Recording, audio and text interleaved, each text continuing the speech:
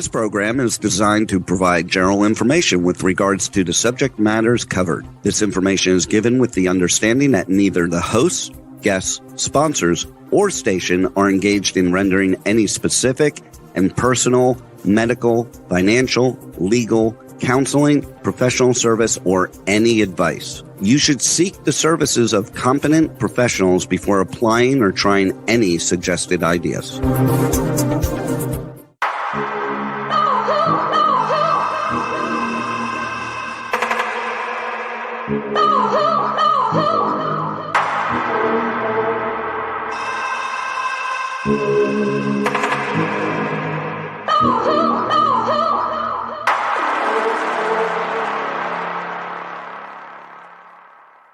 Good morning, true seekers and true crime junkies. Welcome back to another episode of Hit the Road, Jack, Finding the Zodiac.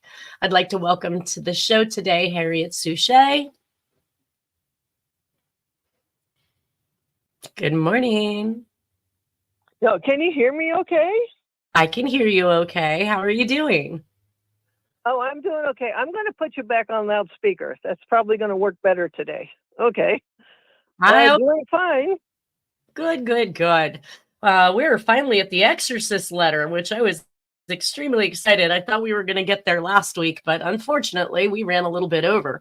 So I know that when we left off, we were reading Dennis Kaufman's book, in which case he was discussing the fact that his mother was set up on a date with Jack Terrence with her sister Martha and her new brother-in-law Ronald.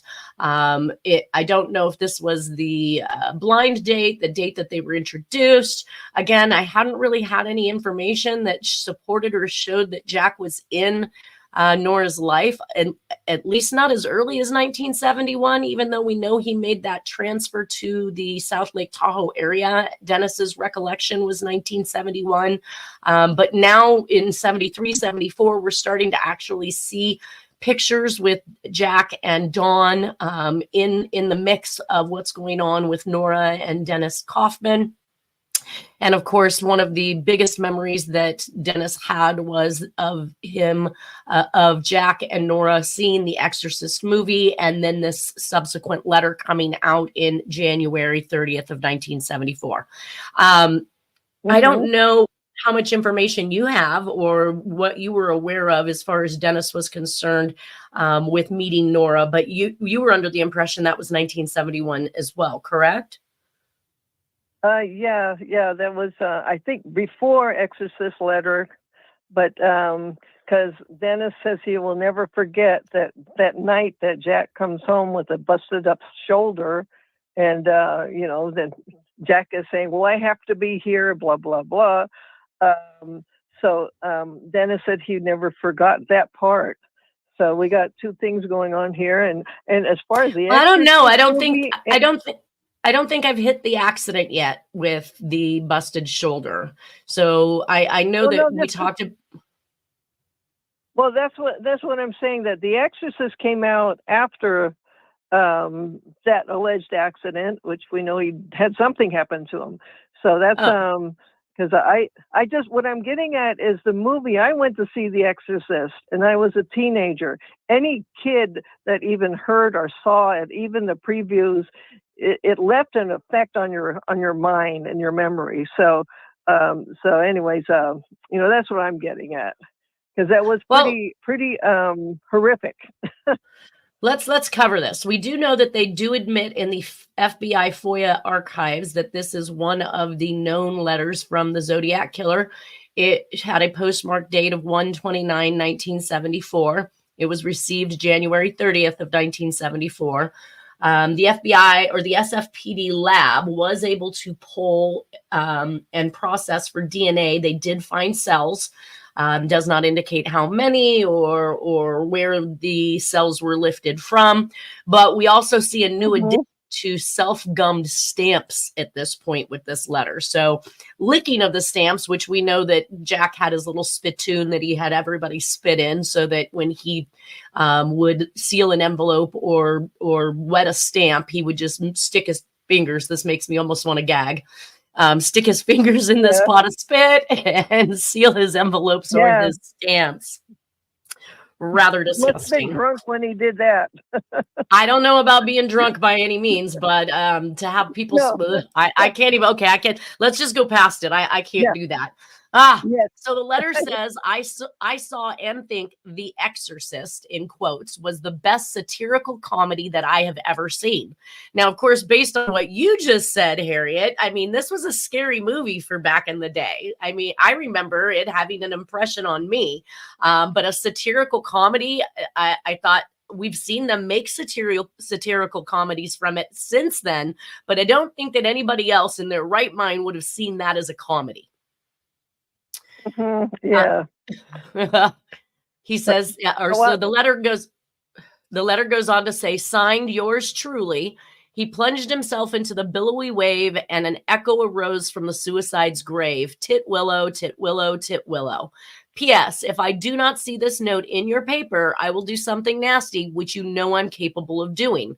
And then we have these funky little doodles or drawings that we have at the bottom of this. And he says, me, 37, and SFPD, 0. So he's now giving the tally saying SFPD has nobody, and he has 37 victims. I'm taking it from this particular communication. Let's see here. So it's so some of the things that make it consistent with other letters that we've seen so far is the media and movie reference, which is something we saw in the Patricia Houts letter in regards to Sherry Jo Bates. We see that it's a suicide note, much like the Lipstick Killer, Black Dahlia with the Sorry Mary letter and more. And of course, the Sorry Mary letter was attempting to make it look like he had walked off into his own billowy grave, if you will, by walking off into the ocean to commit suicide. So plunged himself into a billowy wave from this particular communication is a cross-reference to the pretend suicide note, Dear Mary. And the Dear Draft Board letter that talks about the waves of rabbits. So we're seeing waves as another one of those commonalities through the actual communications. Now, plunged was also used in the Sherry Jo Bates murder letter to describe how he used his knife when he plunged it into her chest. And the characters that we're seeing, or this doodle drawing that we're seeing at the bottom, is very similar to characters that were found on a soy barrel bottle that was taken from victim Kim Allen. And we know that Kim Allen was most recently one of the victims that we've spoken about in the last couple weeks. So it is kind of keeping in connection with the crimes that we're talking about and the letters. Now, go ahead. What I'm getting at is the way this is all being done. You're even finding it. It's a version of code recapping to try to get the message out. This is from Jack, and he's got something to say. He's always got something to say. Yeah. So he's got the printer else statement, which is, again, one of those things that instilled in my mind as a document examiner that these messages were in order to get messages elsewhere. So he's consistently saying, you're going to print this, you're going to put it on the first page. I was watching something the other day. It was kind of interesting. And they were talking about some mob guy that had been killed and how he and how the media picked these up so quickly. And they had mentioned that the newspapers never missed a mob killing. That was great for their paper. You know, if somebody had been killed in the mob, then that was making front page somewhere. It was a very interesting concept, but something we see that's actually happening here with the Zodiac case. The 940 zip code that is found on this is, and I've been finding this out lately, and I know that you helped me with the L, which was something to do with nothing flammable, obviously, because it was airmail. And the zip code 940 is basically kind of like a master location where whenever any mail is dropped into a mailbox outside of a person's home or at a business or something like that, these are all gathered and taken to a central location. And the 940 was one of those zip codes that I found for the San Francisco area where an anonymous letter had been mailed. And of course, because it had been dropped in a mailbox, It was then shuffled off to this particular central location and then mailed from there. So the 940 was actually addressed in a newspaper clipping, and that says, to the editor, from the postmark and the zip code numbers 940, it was determined that the letter was mailed Tuesday from somewhere in either San Mateo County or Santa Clara County, which is consistent with, we know Jack is now going to Santa Clara County to pick up Danny Reynolds, which was his last wife. So now he's dating Nora and with Nora, and he's picking up Danny Reynolds from CYA at around about this time, correct? Yeah, I believe so. I think this is when they're all reunited. So you're saying that you found that the SLA letter envelope, they believe, was 940 or 910? I'm on The Exorcist. I'm not on SLA. Oh, The Exorcist. My bad. I will shut up now. That's okay. So much, because I got a whole year's of book stuff in this from 1974, just in 6 months. But anyways, keep going. All right, so we can see on this particular envelope that there is a couple of extracurricular stamps that are on here that are not actual postage stamps, but likely some of the little messages that they like to put on these new pre-gummed stamp booklets. And we can see over here, there's wording, and then there's the 8-cent Eisenhower stamp. And of course, that kind of brings me into the whole, you've already been talking about these things being plied with something on the other side, right? So these stamps had something on it, some remedy on it, or some peyote on it, or something, right? Yeah, he's screaming, especially under Eisenhower. It's what happened under Eisenhower. So I do have the Exorcist envelope decoded part 1 and part 2, because that was huge. If you all right, do you have that or don't? Yeah, do you want me to read that? Because that well, I'm not there yet. I will usually introduce when I'm ready for you to do that. So let me just continue on. So I did actually pull this up so you could see what was going on here. These are those extra little sticky parts that are found on the book of stamps. And it says, stamps in this book have been gummed with a matte finish adhesive, which permits the elimination of the separation tissues. I didn't understand what that meant. Permits the elimination of this. It was just to make it so when, if I understand correctly, when you were going to tear off the stamp, it was going to tear off perfectly, and you weren't going to be separating certain things. So you can, because this was all new, these self-adhesive things. So, or I'm trying to understand that part either, but it all fit into a code. Unbelievable. And well, and it says this book contains 25 8-cent stamps, 4 on this pane and 7 each on 3 additional panes. Selling price $2. $2 for 25 stamps. What a thing. All right. So it says, so January 29th, 1974, Exorcist Letter is handwritten. Some of the things that are consistent with the rest of the Zodiac communications is we have the use of a poem, which we've seen this many times. We have hyphenation, which has been a huge thing for both Jack and the Zodiac Killer. Comedy is split. Suicides is spelled incorrectly. Well, comedy is spelled incorrectly. The demand to print, or he's going to do something nasty, claims 37 victims. I had not tallied the victims at this point because we have so many unsolved murders. I don't know that our numbers are going to collectively match, since we appear to have I don't think different. So either. Right.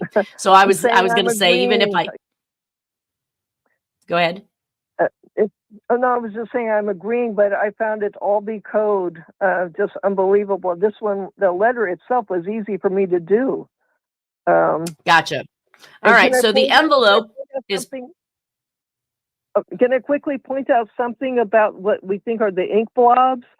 I got this years ago. Somebody was saying, and I think it's associated with theydon'tlikeus.com, that when you rearranged it, it came out as JFKQ.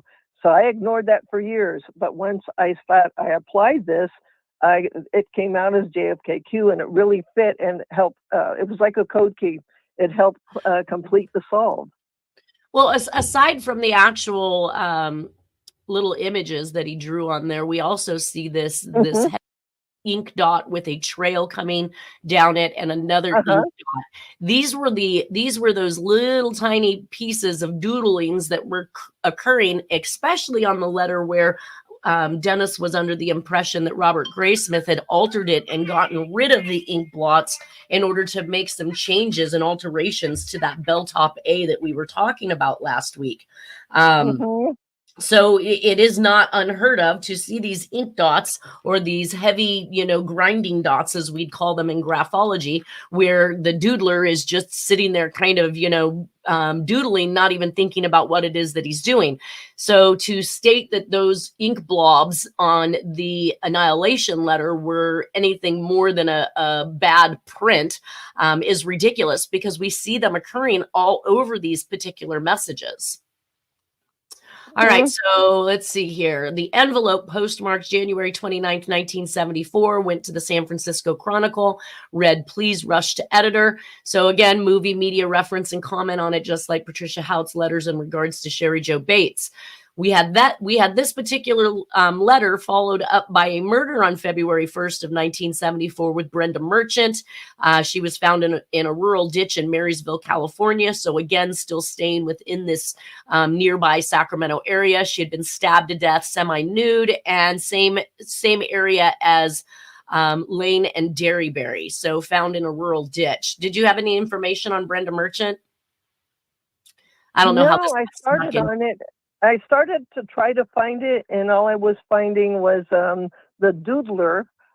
So they seem to move out of Robert Graysmith's list, and so I didn't get to those. I just said, well, I'm going to have to just move on to quickly what the doodler's list now is, which is the Black Zodiac. Dig deep on that one, but it's all connected. But no, I'm sorry. I'm like, I need to get to these list people. What do you mean the doodler, the Black Zodiac? What? They call okay, you have the long list of names that were known as Robert Graysmith's Zodiac list, which includes, Kim Wendy Allen, just who you named, Merchant, and a whole list of other people.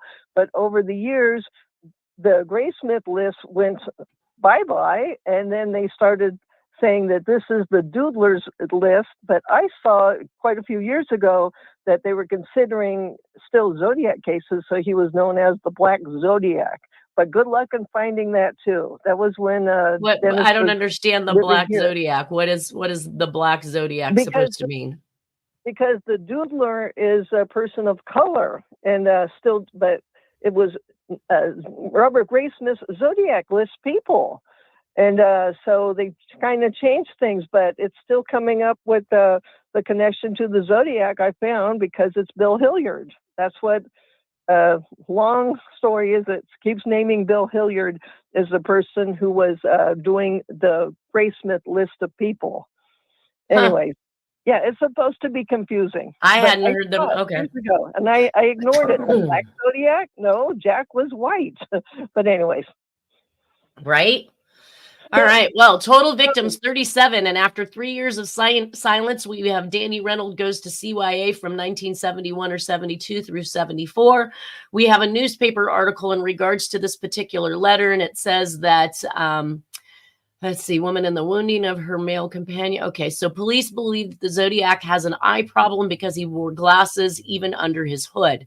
There are also indications that he had some connection to the military. He wore a military type crew cut or short hair. His pants had pleats at a time when that cut was not fashionable. He committed several of his murders in the Vallejo area near Mare Island and one near the Presidio, and his messages showed some knowledge of cryptography. Tashi said he leans towards in addition to the fact, what? I lost you there for about 20 seconds. You didn't. Anyway. You didn't lose me. You just interrupted. Sorry. Okay. So with the Tashi said that he leans toward the theory that Zodiac may have been connected with the Navy at one time, in addition to the fact that he wore a Navy-type windbreaker jacket for the Stein killing, the detective notes. 3 codes were used in his messages, and some had nautical signs. One sign is used by weathermen and Navy people. In consultation with psychologists, Tashi has also come to the conclusion that Zodiac is a high school graduate with a giant ego locked in an inconspicuous identity. I feel he probably has a menial job and is very lonely, not around many loved ones. Although a handwriting expert once concluded Zodiac was impotent and afraid of women, the investigator says the facts only show that he apparently enjoyed killing defenseless people. There was no sexual activity, said, no molestation, no mutilation. The key to solving the case, Tashi said, lies in Zodiac's ego and his somewhat distinctive lettering style, not in his coded messages, one of which remains unbroken. Zodiac seemed obsessed with publicizing his exploits. At first, he communicated with smaller newspapers such as Vallejo Times-Herald. Then he sent letters to the 2 large daily newspapers in San Francisco, and later sent one letter to the Los Angeles Times, the largest West Coast daily, complaining that the San Francisco papers relegated his messages to the back pages. As a result, however, his lettering has been seen by people all over California. I hope he'll communicate with a friend or family member and slip, Tashi said. I hope something rings a bell in someone's head and they'll pass on a letter to police. I'm counting on a slip of mind where he feels after 9 or 10 years that he's safe, and he'll write a boastful letter to a friend. Medical people and psychologists say it will come out. Tashi believes that Zodiac has not killed since 1969. Although the mystery man increased his total to 37 on January 30th, 1974, after nearly a 3-year silence. At that time, Zodiac's ego was apparent as he penned The Exorcist as bad comedy, although it caused many people to vomit. Later in 1974, he sent 2 messages to the Chronicle without disclosing his identity. One urged the newspaper to show some concern for public sensibilities by dropping an ad for a movie called Badlands. The letter, signed a citizen, went on to say this kind of murder glorification can only be deplorable at best. In a postcard signed the Red Phantom, Red with Rage, Zodiac criticized columnist Count Marco for his superior attitude and demanded cancellation of the column. He got his pleasure by telling us about the murders, Tashi said. My guess is he hasn't been killing. Ego is what forced him to kill and write letters, knowing the media would broadcast and print it. If that's so, then why hasn't Zodiac killed in recent years, and why has he been silent so long? One theory is that he has been in and out of prison, jails, or mental institutions. I think he is in a period of remission and that some symptoms abated, Tashi said. Perhaps during this period, he had no desire to kill. There was a previous, though shorter, period of inactivity discovered during investigation of 5 Zodiac slayings from December 20th, 1968 to October 11th, 1969. Police determined that the Zodiac was behind the October 30th, 1966 slaying of Riverside City College cheerleader Sherry Jo Bates, whose throat was slashed by a man who first sabotaged her car in the college parking lot. A janitor inadvertently found a poem scratched in a library study on a desk. So again, there's that poetic reference all the way back to Sherry Jo Bates. And that brings us to your solve, Harriet, which... This one says The Exorcist Letter decoded, and it begins facsimile to Examiner Hearst. Do you have that one available? Yeah. Go ahead and read it. It's March 7th. I sent the Gilbert Sullivan Japanese opera duet, or whatever you call it, as White Gottlieb Push. Okay, that's not the one. That's not the one I'm looking at. I'm looking at one that says messages 3774, facsimile to Examiner Hearst. I'm ill, located at UC Davis. Do you have that one? I don't understand why there's more than one. Is that the SLA letter? No, we're on the Exorcist Letter. Well, this one is the Exorcist Letter that I'm trying to read, but it's the envelope and the letter. Oh my God, come on now.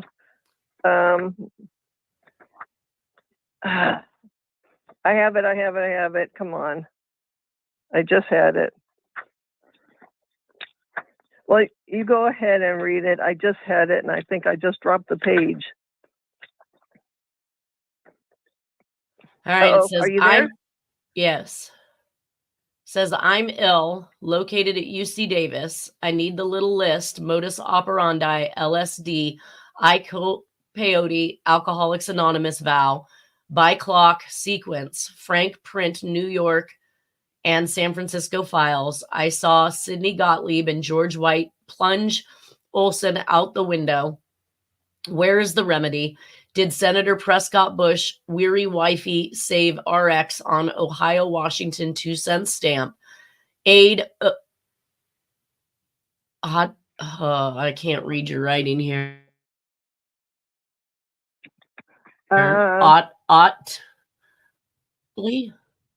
Chip Bullen. Oh, a shitty thing. Oh, Chip Bullen. I don't know what aid. What is aid? Otley? Yeah, that's Aid Ottilie Lundgren. Yep. Gotcha. Chip Bullen. Oh, a shitty thing. Poe. Have a OP midnight dark room. Latitude, longitude is San Jose. Terrence. Yeah, now I have it. but you got that. He's just screaming. He's like, where is the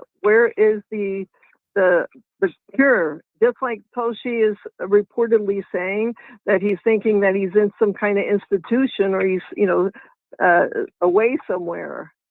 So that's what this SLA letter is that he's trying to get the message across that he's supposed to have the cure, and he's wondering where is it. Well, and I did pick out kind of what you said there, have an OP midnight dark room. So Operation Midnight dark room, is that what that is supposed to mean? Okay, so and the thing that stood out there for the dark room is that long before any of these solves came about, Dennis had told me that Jack had a house in San Jose, and in the basement there was a dark room where he would process images and photographs and film and negatives and things of that nature. So it is kind of interesting that at this point in time, 1974, we're still seeing that changeover. We know he's back and forth between the Santa Clara area, the San Jose area, and back and forth to the South Lake Tahoe area, but that you are actually coming out with messages that indicate that he has a dark room, and the latitude longitude for that is San Jose. So that does coincide with something that I was told specifically by Dennis. Yeah, this is what is amazing me. Now I'm not on the page, but he's calling this. So the previous ones, 2 months earlier, they were calling them telephone letters. So, but facsimile to Examiner Hearst, and he's trying to get help. He's saying, "What a shitty thing to do," and then he's saying that he has, just like you said. The latitude and longitude in San Jose, he's got this stuff that has to do with Frank Olson, and he's seen that Sidney Gottlieb and George White plunge Olson out the window. Well, that's been coming the messages for quite some time. Okay, so let's see. Oh, I said that's been coming up in the messages for quite some time, him talking about them pushing Olson out the window. Yeah, he keeps repeating this. So this is just another clue, another hint that this is coming from Jack, and he's trying to get messages across. But this time, I'm seeing a series of them going to the Hearst people. They're seeing Nixon. Nixon's about to he's about to resign. Wow, deja vu of what's happening this year. But anyways. All right, so now I have the part 2 decoded message of March 7th, sent the Gilbert Sullivan Japanese opera duet. You have that? Yep, that's the one I was about to read. Come on now. Oh, God. This is why I call you, so that you can have this stuff like already tabbed out and ready to go so that we're not searching That's what for it I at the have. time. That's what I have, but it's some. Oh God. I just had it, but it's in my book. So the part 2, The Exorcist, right? Okay, yes. Yeah, here it is. It's March 7th, sent the Gilbert Sullivan Japanese opera duet as White Gottlieb pushed Frank Olson out the window. Frank, sorry for printing the SA 42 OSS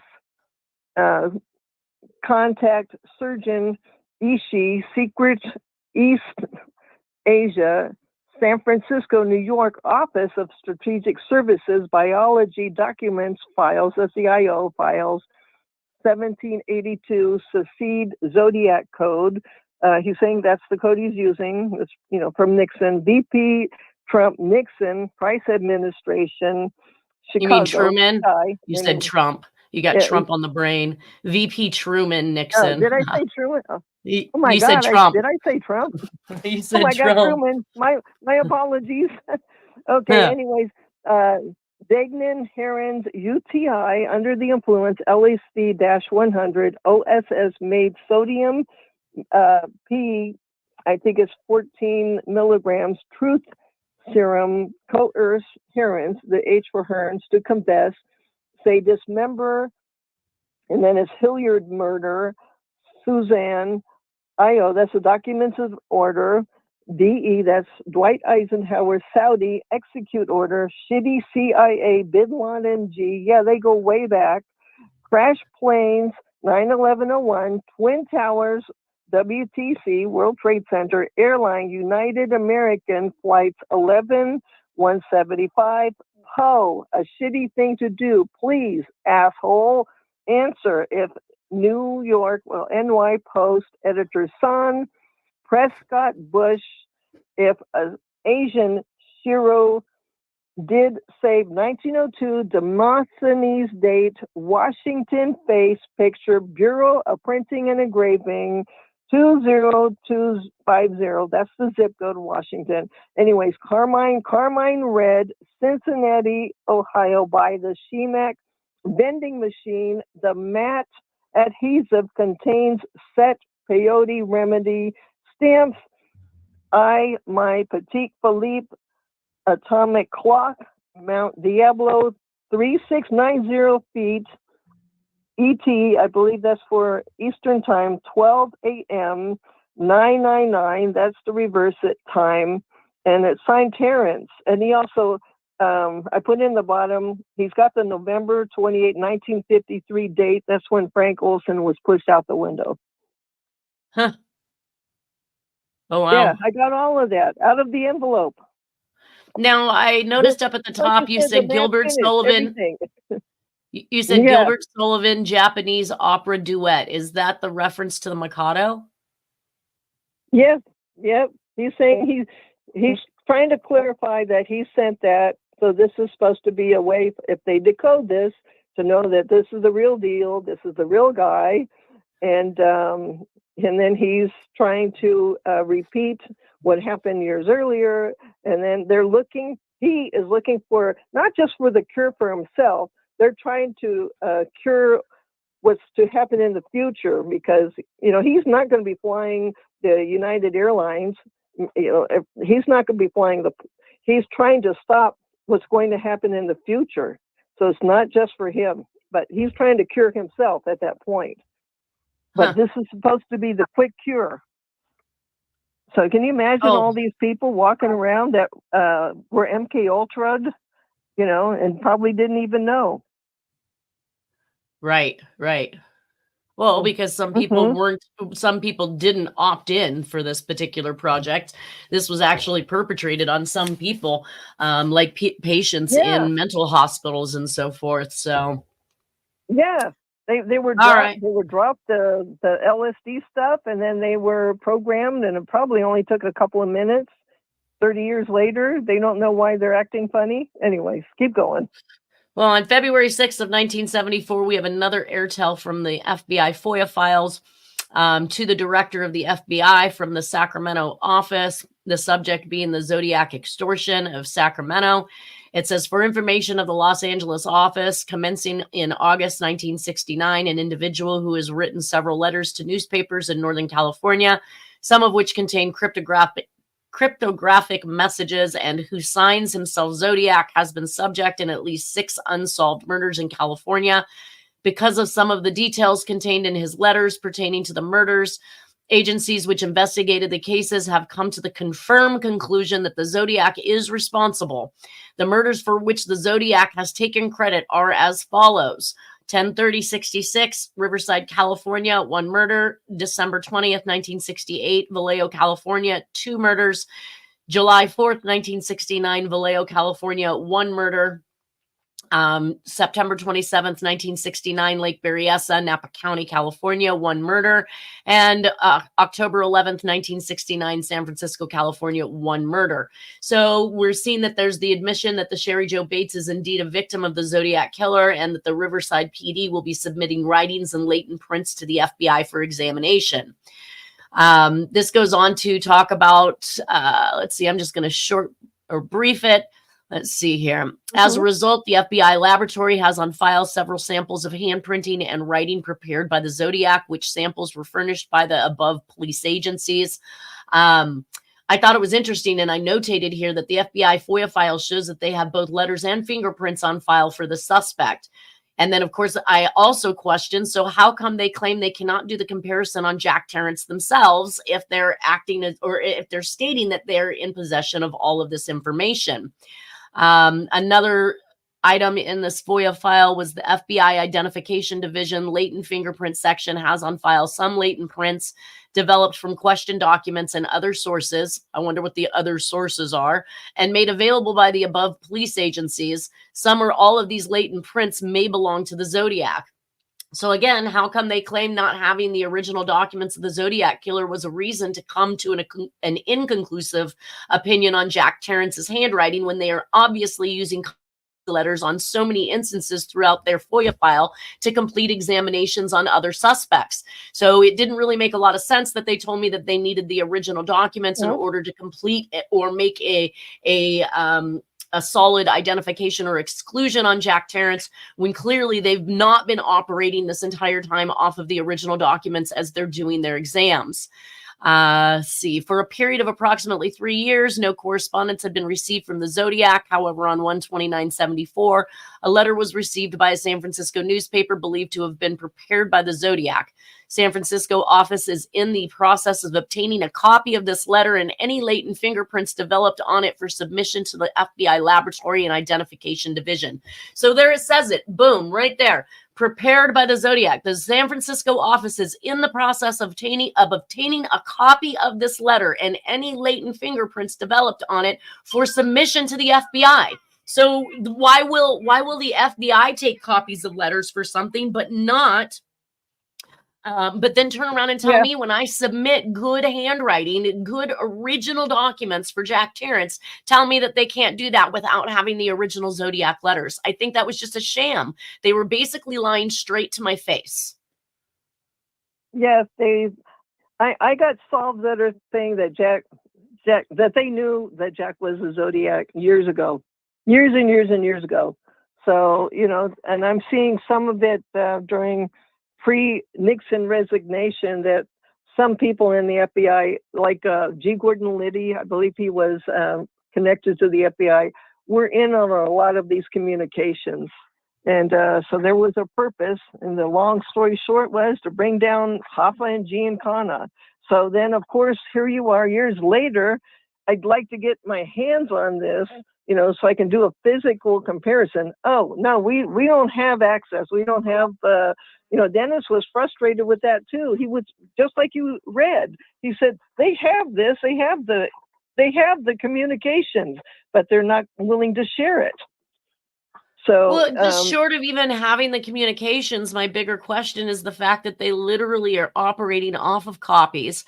And here's the thing. I operate, I'd say 95% of my cases are operated off of copies because it's the opposing side that has the original, or the original doesn't exist because they've committed fraud. And you never, ever put forth the original document when you've cut and pasted something, or when you've manipulated, or when you've simulated somebody else's handwriting. All of these things are super detectable on an original document. So it's quite frequent that I'm working off of a copy to begin with. It does not preclude me the ability to do my job simply because it's a copy. So when they lied to me and said, oh, well, we have to have the original Zodiac letters in order to do that comparison, they were lying through their teeth. Most of the time, they're not being given this original document. It's being kept under wraps because it's evidence. You don't want to work. The same for me. When I am given an original document, the first thing I do is I scan it in and I work off the scan. I'm not going to jeopardize the integrity of an original document by putting my hands all over it, or doing anything that might jeopardize that particular evidence. So I think this warrants repeating. March 22nd of 1971, Zodiac goes silent after mailing a postcard about sought victim number 12. Donna laughs at the same time. Jack is appearing in court in Santa Clara County and placed on 1-year probation with no guns. Danny Reynolds goes to CYA for 3 years. Now we have the pop out, 3 years of silence. January 29th, 1974, Jack and Nora are living in Mount Auckham, Placerville, California, when Danny Reynolds is released from CYA. Jack picks Danny up in San Jose, California, and the Exorcist Letter was mailed from the San Mateo County or the Santa Clara County area on that very same day. So I think that Jack is busy with these other crimes during this 3-year period. We have the DB Cooper going on. We have the DC Freeway Phantom. Good morning, Nolan. I just saw you. Yeah, good morning. Sorry I'm late. Good morning, Nolan.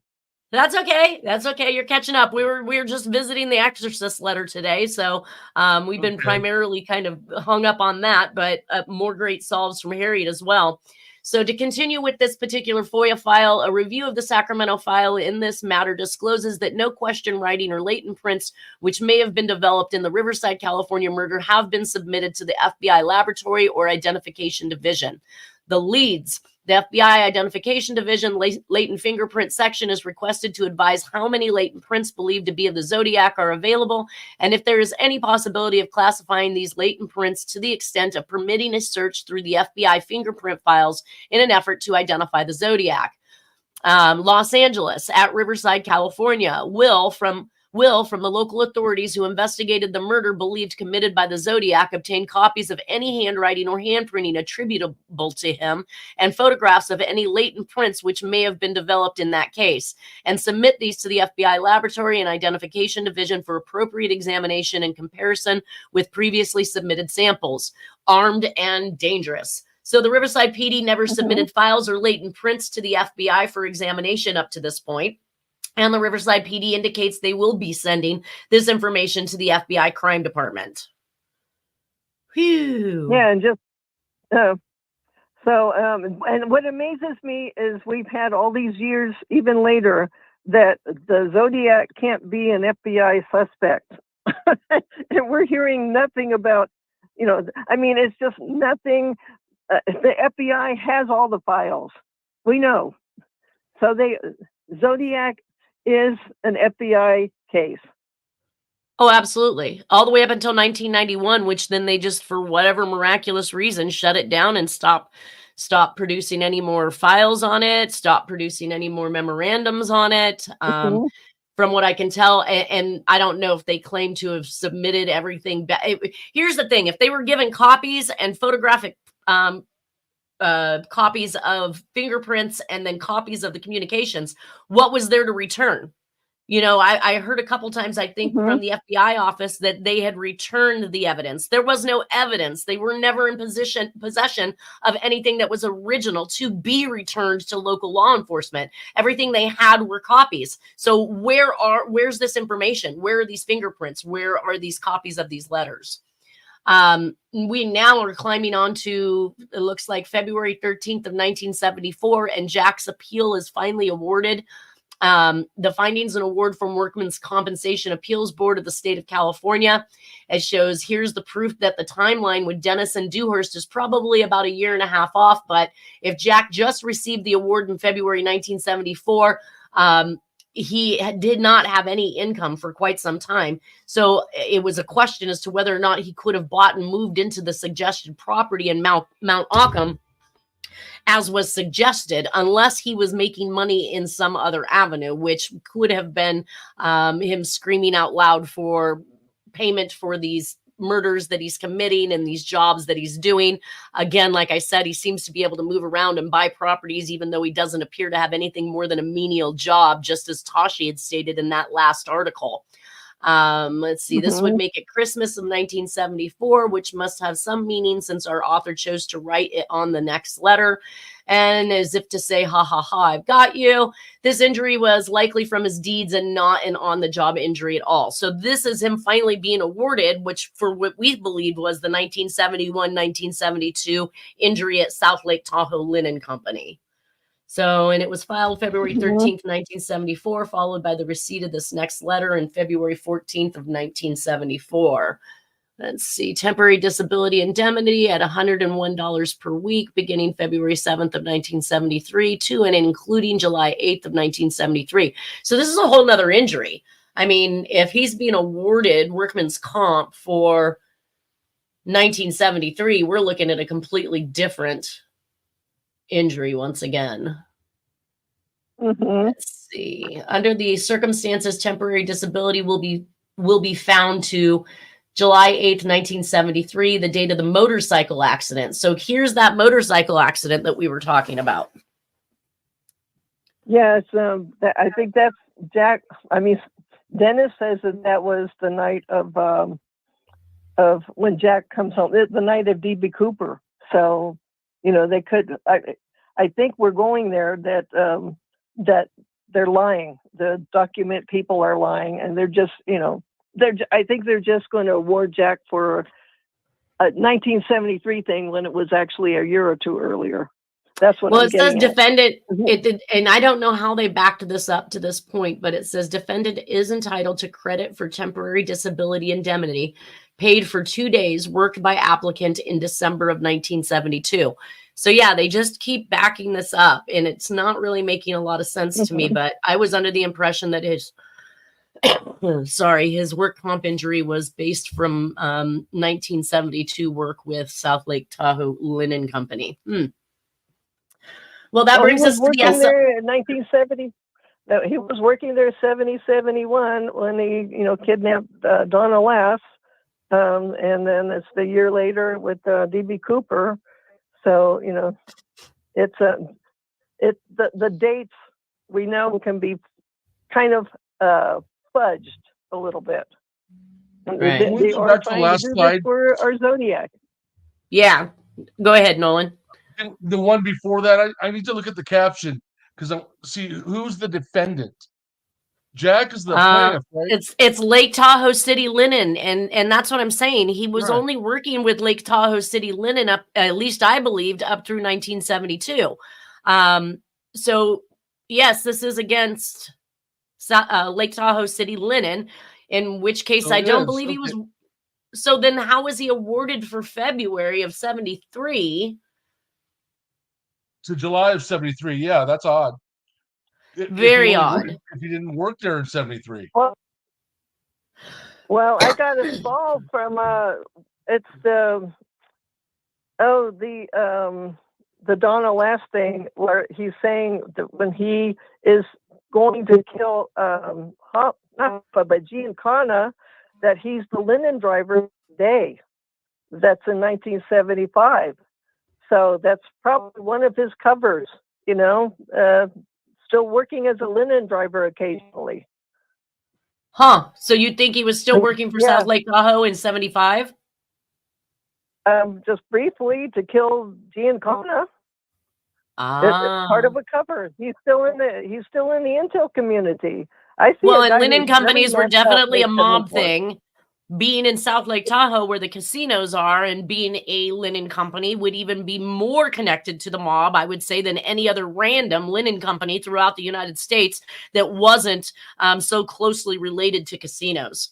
All right, well, that puts us on our last minute, and we did not make it to the SLA letter, so that will be what we start out with next week. That one gets extremely interesting because we have letters to Hearst, we have Patty Hearst that's being kidnapped, we have Martin Luther King that's being talked about. Like, this is going to be a very, very busy letter for us. But is there anything anybody would like to say last minute before we climb off?